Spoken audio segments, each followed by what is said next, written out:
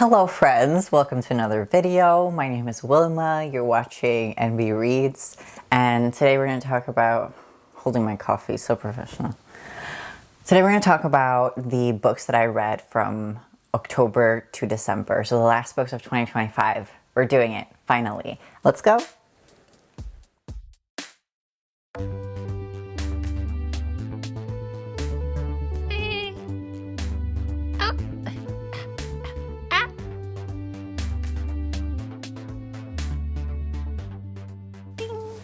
So we're going to talk about like a short review of the 10 books that I read during that period that are not vampire books, because I believe by this time I have uploaded a queer vampire-ish reading vlog. So it's 10 books beside those books. And of course I haven't written like notes about these books. So as usual, I do my best, but I'm very excited because this year I've written reviews for all the books that I read so far, so I'll be able to provide actually good reviews of my thoughts for the future, for the whole of 2026, if I can keep it up, which I have so far, which is super exciting. I'm about to be a better book reviewer. I have only these ones physically, as I listen to some on audiobook, and sometimes I borrow books from the pond, and I read them super carefully, so they stay in mint condition. What else? I only have like 25 minutes to do this before my camera card is full. And also the sun is going down. So let's get to it. Here we, in chronological order, is Olaf gonna start digging? Buddy, don't you dare. This is A Game in Yellow by Hailey Piper. Of course, in October, I read a bunch of like queer horror books. This is my first introduction to Hailey Piper. Also wrote like The Queen of Teeth, which is really famous, and Girls in Flesh or something, like Girl Flesh. This was like a new release at the time. You're following this lesbian couple who, like, their spark is dying out. They're really trying to get like play like fun games and do kinky stuff to keep their sex life alive, but it's not really working. And it's clear also like that it's because of their relationship dynamic. They consult this person called Smoke, which is a trans woman, and she has this book that when looked at a little bit in parts, it will give you like survivor's euphoria is the way it's described, and it will like make you horny basically because you're so happy to be alive. But if you look at it too much, you'll go crazy. And so of course this doesn't like fix their relationship, and things start to spiral. And there are parts written in this book that's kind of like of the story that is in this book, and it is like this book that can destroy empires, unravel minds. It's a very like cosmic-y concept, and I don't read a lot of cosmic horror, but whenever I do, I found it really intriguing.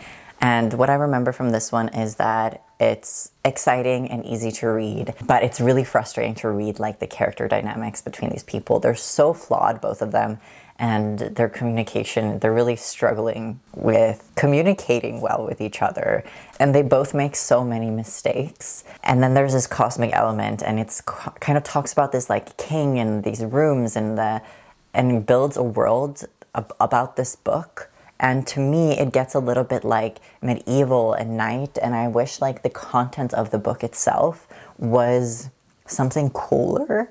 Like instead of something that felt like historic or fantasy-like, I wish it was like a story that would truly unravel your mind. Like I don't think as a reader you fully understand why you go crazy reading this book or what it does to you. But I'm very glad I read it. I gave it 3.5 stars, definitely interested in checking out Hailey Piper's other books. Then I read You Weren't Meant to Be Human by Andrew Joseph White, which is his newest release, his first adult book. You're following this trans guy who runs away from home and becomes part of this kind of, I would say a little cult, basically, that worships this hive of like insects, who has like a communication web throughout different factions of this cult. And they have a home, a family, but they're also at the bidding of the rules by this hive, essentially. And our main character is in this like toxic, horrible relationship with another guy there, and gets pregnant and is forced to like keep the baby by this hive.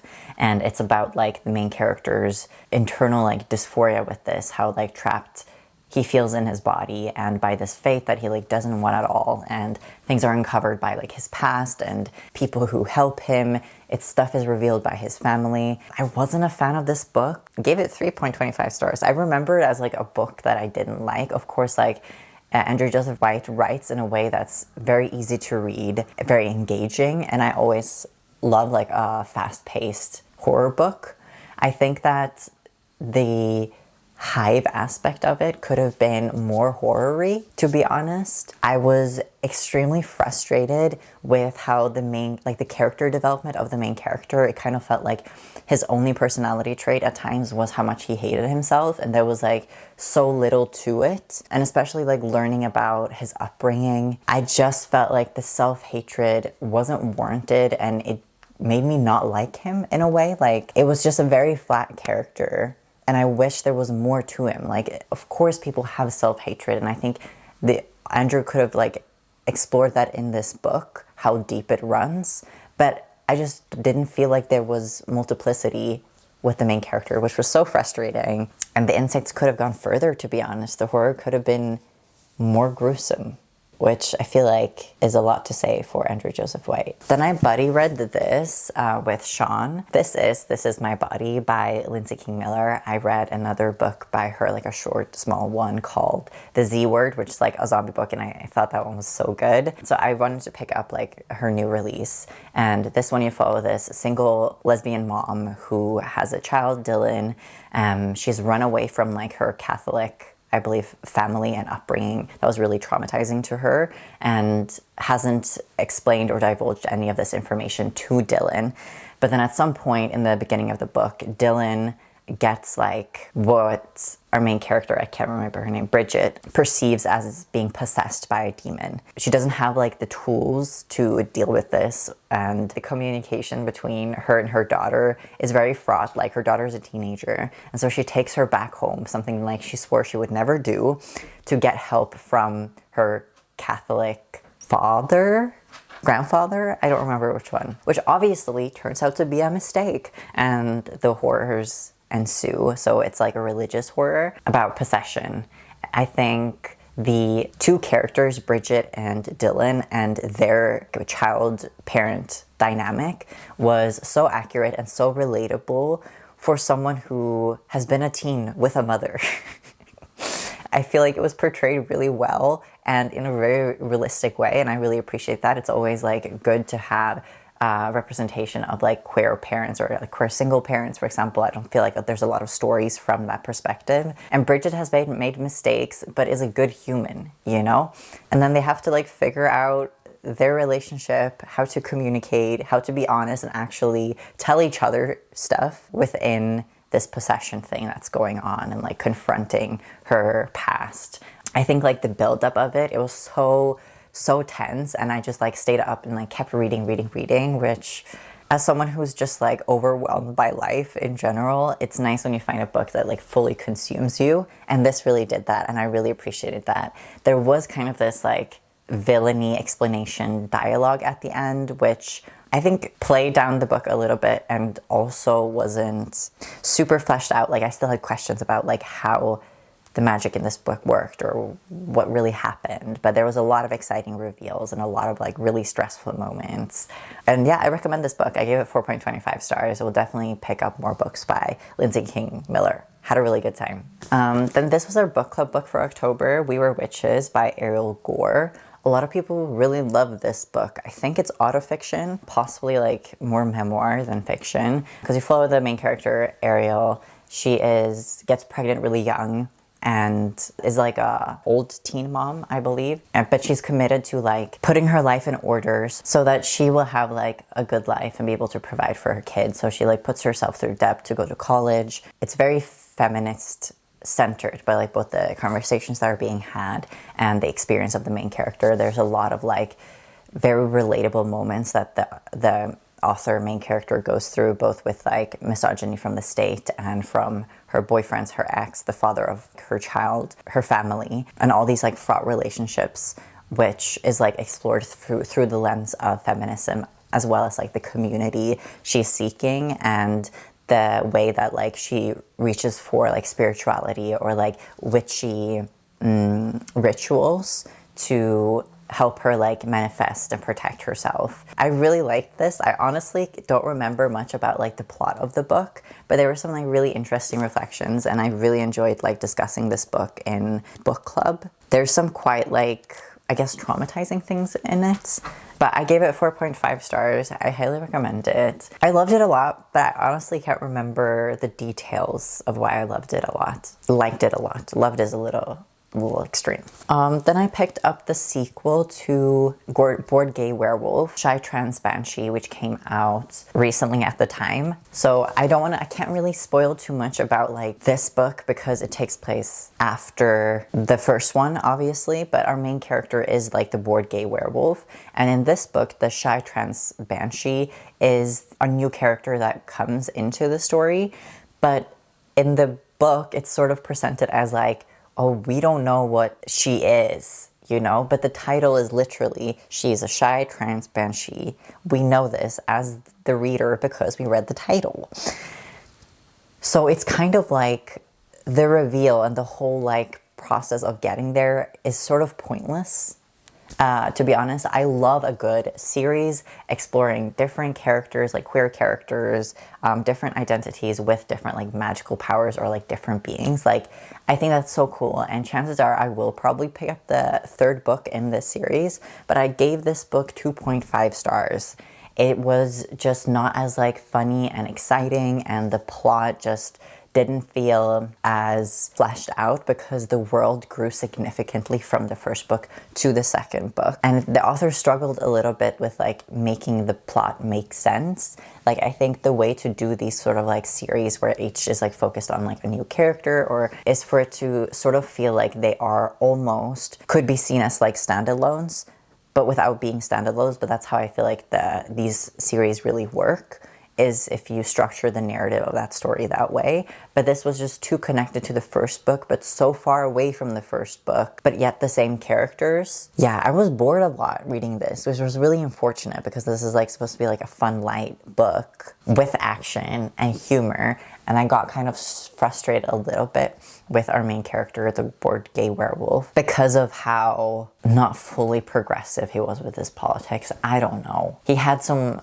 growing to do, if you know what I mean. Enough about that. I then picked up All the Blood is Red by Leon Ross. Not a queer book. This was published in 1996, and it does not have a lot of reviews on Goodreads, but another fun thing, Shy Trans Banshee and this one both take place in London, and I was in London at the time, and it was just a coincidence that I picked up these two books that took place in London, which was really fun, by the way. I really loved like mentions of street and places, and when I was there, very cool coincidence. I love when that happens. It's like book magic. I picked this up because Leon Ross wrote Puppy Show, which is like one of my favorite books of all time. It's such a beautiful story, and I was very aware of like how different this was. There's no magic in this book, unlike Puppy Show, and this is like way earlier work of hers, but I wanted to give it a shot just to see, you know, I've been trying to be better at exploring works, like other works by authors I really loved, because I haven't been like great in the past,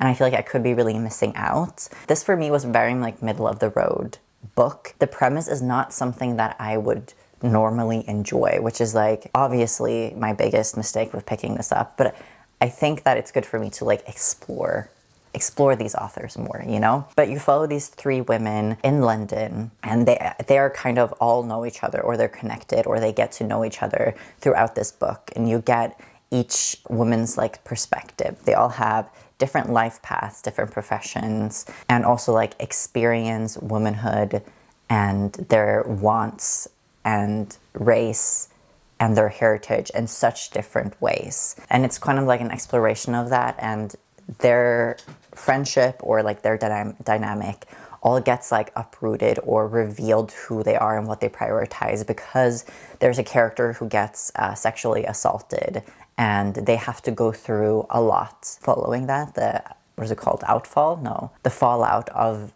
that trauma and how it affects all of them. I honestly don't remember how this book ended. There's parts that are written, like where you learn about the characters, like mom and grandma and where they come from. And certain parts are written with like dialects and stuff. So parts of it are written like I have to sound it out in my brain when I am reading it.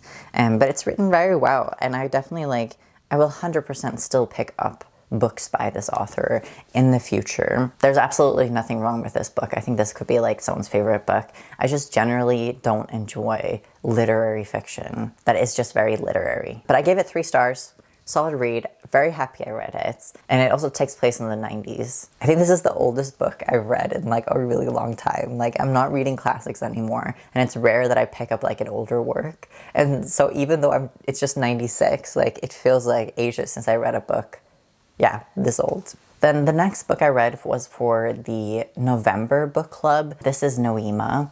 It is published by Tiran Press, which is this like trans press in Germany, I believe. They publish a lot of really cool books. That was the press we were exploring for November, December at the Pond, the small queer press book club. It's like a speculative work of fiction. You're following this character who kind of starts her journey in the Mesolithic,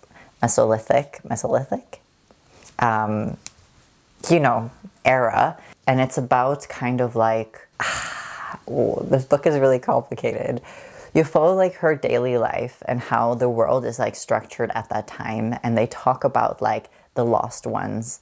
And there's many ways to interpret like kind of the cycle of how time works in this book and who came before who and who is after who. And the way that like consciousness or like a super conscious kind of interacts with the different characters. It's very speculative, sort of spiritual, very humanitarian, philosophical is the main one, book about people and history. So if that seems like something you'd like, definitely check this out.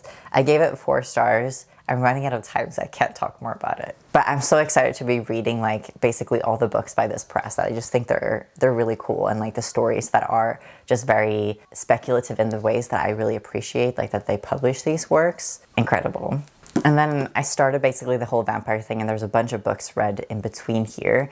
But this was the book for November. This is H by R. Murray. You're following this guy who is in Kyoto, and he loves the city of Kyoto, and he kind of has a tendency to fall in love very easily, but he's very non-committal and just lives life by the dime and spends all the money he earns straight away. And he also does sex work on the side to like make a living. It's a very interesting book that I can't fully talk about without like ruining your experience of the book, because there are certain things revealed that make you view the whole story differently. And it's about like love and love for a city, and there is a bit of like a weird dynamic between the main character and this girl he falls in love with that is a lot younger than him. I think 9 years younger. She's still a teenager, and there's a lot of like weird dynamics at play there because of that. It talks about like sexism and home and temporality and how we as humans navigate through life and feel meaning in life. It has these like footnotes are written on the side as you're reading, which is a really interesting format. It also talks about privilege and class and gender. Super happy I read this. Gave it also 4 stars. 2 more books for this video. I listened to an audiobook of Both and Essays by Trans and Gender Nonconforming Writers of Color, edited by Den Mitchell Norris. This was a fabulous like anthology essay collection because both of the diversity of like the people who have written in pieces, like there was so many different experience, like lived experience, and also like the theme of the stories, relationship between your parents, like when a story of like when your dad did like drag, or a story of like game characters in play, and There was so much versatility in what the essays were talking about, and I just enjoyed all of them so much. I found it so interesting. They were all super well written. I highly recommend this as like a essay collection. They're very easy to read, and the audiobook is also fabulous. It has like different narrators for each one. Sometimes it's the author. I'm sure I had more to say on this, but I've forgotten a lot. And also I need to... The last book that I've been reading for quite a while is Queering Anarchism. Gosh, I would really love to do a deep dive on this book, like just going through it, all my thoughts, the intersection of queer and anarchist, but with both theory and in practice. I have never read a book about anarchism, and I felt like this was a really good introduction because I know a lot about queer stuff, but I don't know a lot about anarchism, and I think whether you come from anarchist circles or queer circles, this is like a good way for both of them to be introduced to each other and see how they intersect and how connected they are. I loved it a lot. I think there's some stories that definitely resonated more with me than others, but I highlighted a bunch of things, had a bunch of notes, and really enjoyed like thinking about the state and surveillance and policing. Yeah, and the view that's kind of like, you know, anarchism being more of like a destructive belief and how that's not true. And anyways, I feel like there's so much I could say about this book, but I don't have the time or energy or will, unfortunately, to properly dive into it. But I highly recommend it. I thought this was really, really fabulous. I got it directly from AK Press, and you can too. This was really good. It was also an essay collection, so there's many, many different authors in this that you can explore, many different like themes and takes on the concept of queering anarchism. I think it's published in 2013 or something, so it's a little bit old now, but I still highly recommend checking it out. So with that, we did it. We talked about 10 books. Sorry it got a little bit rushed, but thank you so much for sitting through me. Let me know if you read any of these, your thoughts on them, and I will get back to you soon. I wish you all the best. Hope you're doing as good as you can in the circumstances of this world, which is very rough right now. But I'm sending you love. Take care of yourself and your loved ones. And I'll talk to you soon. Bye. Bye-bye.